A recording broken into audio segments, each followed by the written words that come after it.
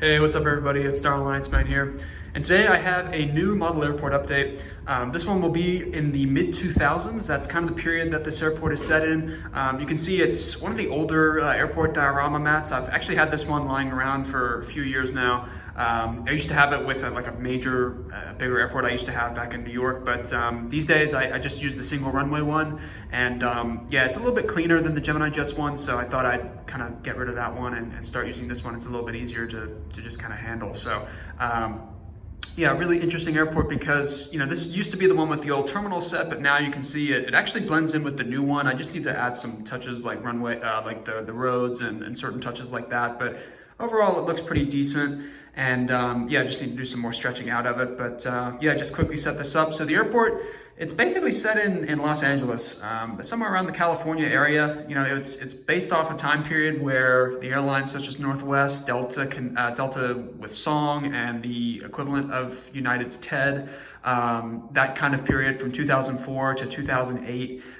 There was a lot going on in the industry at that point, and a lot of these airlines and really the aircraft as well are just not seen these days in 2020, and that's not only just because of the coronavirus, but because of just, you know, general retirements that have taken place since then. So it's kind of a flashback to the past a little bit, not too far to the past, but at least a little bit. And I hope you guys will enjoy. We've got a bunch of interesting aircraft here that have been, you know, seen in a lot in those mid-2000s period. We have a little cargo section as well. And then, you know, single runway layout with the wide bodies all on one side and then the narrow bodies on the other. But overall, you see we have, you know, 747s, A330s, Virgin Atlantic, you know, the old A346. So a lot to go through. So I hope you guys enjoy it. And yeah, we're going to start over here with the narrow bodies. Up here at the bottom with the United 757-200. He's in the blue tube livery, and he's going to be doing a service to Chicago O'Hare. And then behind that, we have the Continental 737-800. So obviously Continental, they merged with United in 2010, so no longer around. That livery, though, still exists, just with that United title instead. But yeah, a cool model there, released by NG Models. And then we have the Air Canada Jazz. This is the CRJ705. Currently, this aircraft is in the new Air Canada Express livery, and I'm not sure if it's a CRJ900 these days, but it's obviously a different variant to the 705, or it's like the exact same aircraft, but it's just configured differently. But this is the livery they used to have when they had the Jazz branding, and now it's all Air Canada Express. So we have a Delta 757-200. This aircraft, I'm not sure if it still flies. It's in the breast cancer livery. I have a feeling it doesn't, but it did fly back in 2008. And obviously another NG model. Again, NG Models has released a whole host of new models that you know, are great quality, but also in sort of older liveries that you don't see these days, which is really interesting and really awesome of them. So another interesting model there. And then we have the Delta 757-200. This is in the old Motion in blue colors. I think there was another name in there, the wavy gray, whatever it is. But this is the old Delta livery before their newest one, so it's fairly recent. It was used in the mid-2000s, and then kind of after that, sort of late 2000s, they started with their new livery, and you can see the difference in the titles there. Up next, we have a Mexicana A319. Now, this airline, unfortunately, it's actually been a decade since they've gone out of operations. They ceased operations in 2010. They did have a new livery after this one, and interestingly, this is actually the 85th anniversary model. Really cheap these days. It's a really easy model to get, but actually fits perfectly with my model airport. And yeah, this is the Mexicana A319. Used to be flying in sort of that mid-2000s period, and happy to have that in the airport. And next to that, we have the Northwest 757-200, obviously another NG model, being that it's a 757, and great detail as well, of course. And Northwest, we know the story with them. They merged with Delta, I believe around the same time as 2010, actually, or maybe a little bit earlier or later. It's pretty close to that, I think. But yeah, obviously Northwest does not fly anymore. Happy to have them in there, though, because in 2008, 2007, they were fairly fresh. So, or not fresh, but you know, fairly still in the game. There might have been some rumors about mergers, but they were certainly an airline that was in existence at least before their Delta merge. And up next, we have the America West. This is actually the CRJ900. See if I can move over here and get some better lighting on this guy. This is the CRJ900. So obviously operating for America West Express, and he's been doing a service to Phoenix So America West, they merged with US Airways. I don't remember the year, but they had a pretty interesting livery, and they had a very decent sized operation out of Phoenix. So that's where those US Airways CRJ 900s come from. Up next, we have the US Airways A319. This one, it kind of tells two stories, because you have the US Airways titles, right? The fact that US Airways is no longer in operation, and now they, after they merged with American in 2013. But at the same time, this Piedmont livery as well. So it's kind of a double retro type of aircraft. And the Piedmont, I believe, still flies with the American titles instead. I can't confirm that, but even if they don't, this aircraft was certainly flying in that mid-2000s type of period. And up next, we have the ATA. I'll kind of flip over here to give you the titles.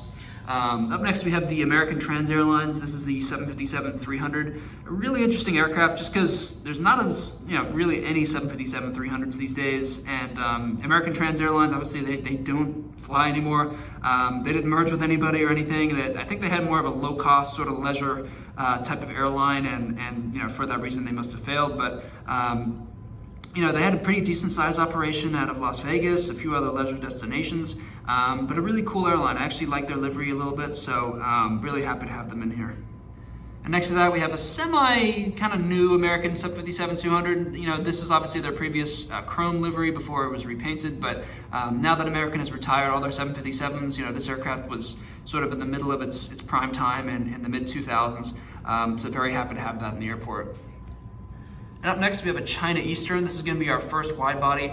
This is the old A340-600, and it's wearing the old China Eastern livery as well. A very basic, kind of straight line, just a bunch of stripes in there, and just kind of white on the rest of the aircraft. But they used to fly out of Los Angeles, flying over to Shanghai, and that will be the destination for this aircraft as well.